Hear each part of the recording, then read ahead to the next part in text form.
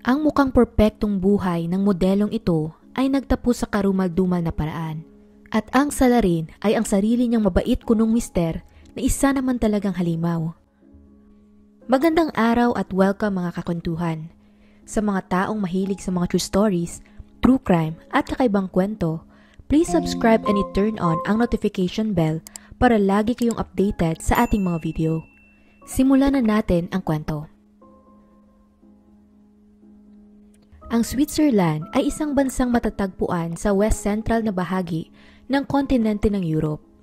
May populasyon itong mga nasa humigit kumulang 9 million katao at kilala sa natural na ganda ng kanilang mga kabundukan, lawa at iba pa. Bukod pa doon, isa din ito sa bansang may mababang crime rate, kaya maituturing din itong isa sa pinakaligtas na lugar upang tirhan.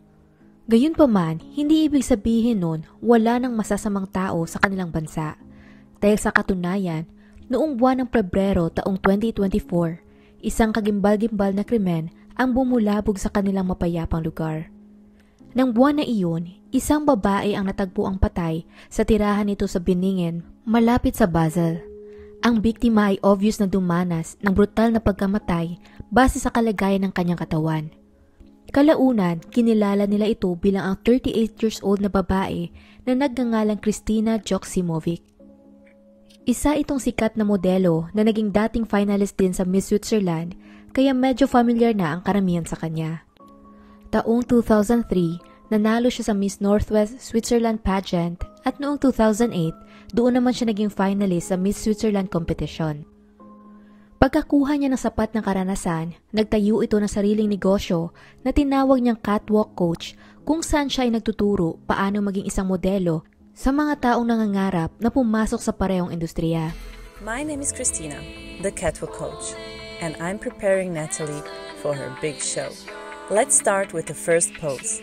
If you want to look confident and sexy, take a step aside, turn, and lean back slightly.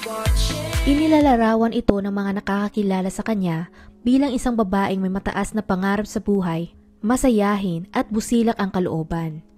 Napaka-professional nito pagdating sa trabaho at napakabait din naman pagdating sa kanyang mga mahal sa buhay.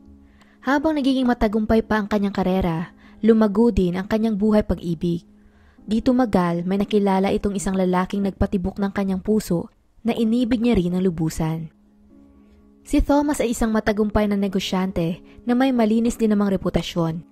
Naging maayos ang pagtrato nito sa modelo at mukhang perpekto talaga sila para sa isa't isa. Kaya pagkatapos maging magkasintahan ng dalawa ng ilang taon, sila ay nagpakasal noong taong 2017 upang magsimula ng sarili nilang pamilya. Sa loob ng ilang taon nilang pagsasama, biniyayaan sila ng 2 anak na babae at nagpasyang manirahan ang buong pamilya sa Binningen, Switzerland. Isa itong maliit na munisipalidad na malapit lamang sa mas malaking syudad ng Basel. Kung titingnan mo ang mga larawan ng pamilya sa social media, hindi mo maikakaila na mukha silang masaya. Nagtatravel ang mga ito ng magkasama, nakikipagbanding sa kanilang mga anak at sweet din ang mag-asawa sa isa't isa. Si Christina ang klase ng ina na hands-on sa kanyang mga anak at palaging inuuna ang kanyang pamilya. Ang 2 nilang anghel ay itinuturing niyang pinakamalaking biyaya sa kanyang buhay at naging saksi ang lahat kung gaano niya ang mga ito kamahal. Yun nga lang, hindi lahat ng masasayang larawan sa social media ay siya rin ang tunay na nangyayari sa loob ng kanilang tahanan. Dahil ang totoo, ang mabait at malaperpekto niyang asawa na si Thomas ay isa talagang halimaw na nagtatago lamang sa maskara ng pagiging isang anghel. At ang kanilang tahanan ay siyang parehong lugar na ginawa niyang isang madugong crime scene. Sa kabilang dako naman, pagkatapos hindi makontak ang kanilang anak ng ilang araw noong buwan ng Pebrero, nakaramdam na ang mga magulang ni Christina ng pag-aalala sa kalagayan nito. Ilang beses din nilang sinubukang tanungin si Thomas kung nasaan si Christina, pero paulit-ulit lang daw sila nitong iniiwasan o sumasagot na lamang na hindi niya alam dahil minsan umaalis naman daw talaga ito. Tumindi pa ang kanilang pagkabahala nang noong 2 linggo ng parehong buwan, tinawagan sila ng paaralan ng kanilang apo, nagsasabing hindi daw nasundo ni Christina ang kanyang mga anak. Dahil dito, nagpasya na ang kanyang ama na bisitahin ang bahay ng mag-asawa noong February 13, 2024. At pagkadating niya doon, agad niyang hinanap si Christina. Subalit kagaya ng dati, pareho lang ang paliwanag ni Thomas. Hindi daw niya alam at baka may pinuntahan lang ito.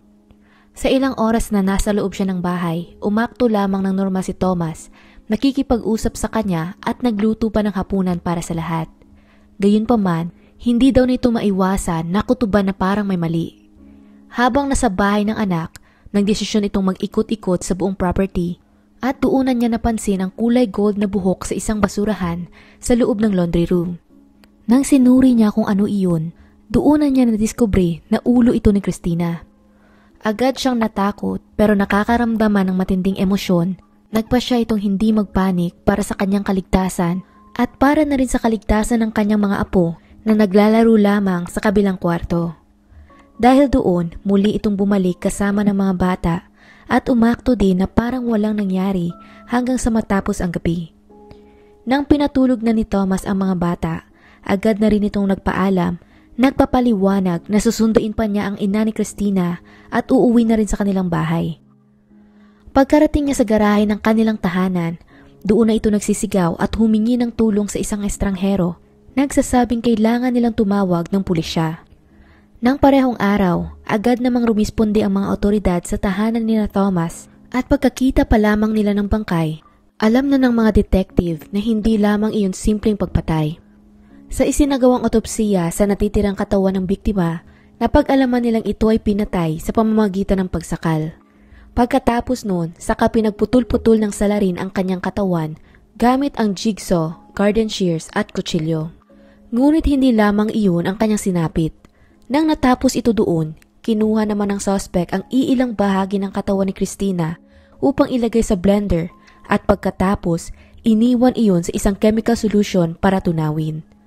Kaya ng punto pa lamang na iyon, naging obvious na kaagad sa kanila kung sino ang gumawa ng karumal-dumal na pagpatay at ito din ay dahil sa kakaiba niyang pagkilos. February 14, 2024, nang sumunod na araw, inaresto nila ang asawa ni Christina na si Thomas bilang pangunahing suspect sa kaso. Dinala nila ito sa presinto upang questionin at di nga tumagal, agad rin naman siya nagsalita. Yun nga lang, may ibinigay siyang interesanting kwento sa mga otoridad. Ayon sa kanya, natagpuan daw nitong patay si Christina sa kanilang bahay noong buwan pa ng January, dahilan para siya ay magpanik. Sa kanyang takot di umano na mapagbintangan, sa halip na tumawag ng pulisya, nagdesisyon na lamang siyang pagputol-putulin ang katawan nito sa laundry room. Gayunpaman, naging obvious naman kaagad para sa mga detectives na iyon ay isa lamang kasinungalingan dahil ang mga ebidensya at medical reports ay hindi tumutugma sa kanyang kwento.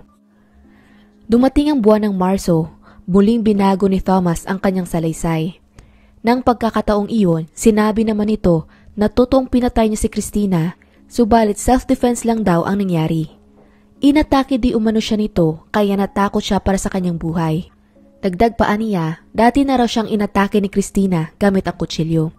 Sa kabila nun, taliwas naman sa kanyang salaysay ang sinabi ng kanilang mga kaibigan at pamilya nang in-interview din sila ng mga otoridad. Ayon naman sa nakakakilala sa dalawa, hindi si Christina kundi si Thomas ang may history ng pananakit sa pagitan nila.